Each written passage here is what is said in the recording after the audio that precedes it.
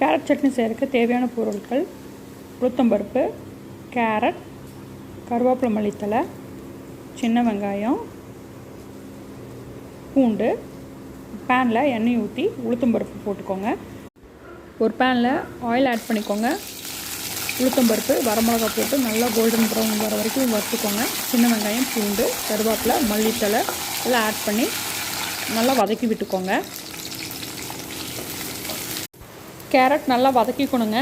Carrot பார்த்திங்கன்னா இந்தளவுக்கு வந்து நல்லா வதங்கி வரணுங்க. எண்ணெய் வந்து மேலே பிரிஞ்சு வர மாதிரி நல்லா வதங்கி வரணும். அப்போ தான் வந்து சட்னி வந்து டேஸ்ட் நல்லாயிருக்கும். தேங்காய், உப்பு, புளி கிரைண்ட் பண்ணிவிட்டு வதக்கி வச்ச கேரட்டையும் உள்ளே ஆட் பண்ணி கொரன்னு அரைச்சிக்கோங்க. ஒரு பேனில் கடுகு, உளுத்தம்பருப்பு, கருவேப்பிலை போட்டு தாளித்து கொட்டிக்கோங்க. பணியாரத்துக்கு இந்த சட்னி நல்லாயிருக்குங்க. அதுவும் பச்சை வெங்காய பணியாரத்துக்கு நல்லாயிருக்கும். எப்படி செய்யலான்னு பார்க்கலாங்க.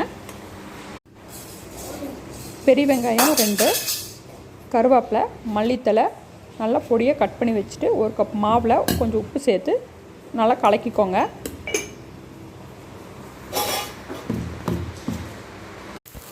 பணியாரங்கள் நல்லா சூடானதும் கொஞ்சம் எண்ணெய் நிறையவே விட்டு பணியாரம் ஊற்றிக்கோங்க.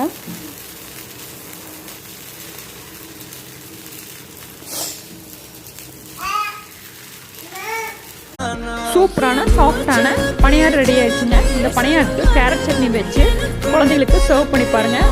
ரொம்ப விரும்பி சாப்பிடுவாங்க. உங்களுக்கு பிடிச்சிருந்தா லைக் பண்ணுங்கள், சப்ஸ்கிரைப் பண்ணுங்கள், கமெண்ட்டில் எப்படி இருக்குன்னு சொல்லுங்கள். தேங்க்யூ ஃபார் வாட்சிங். Bye bye.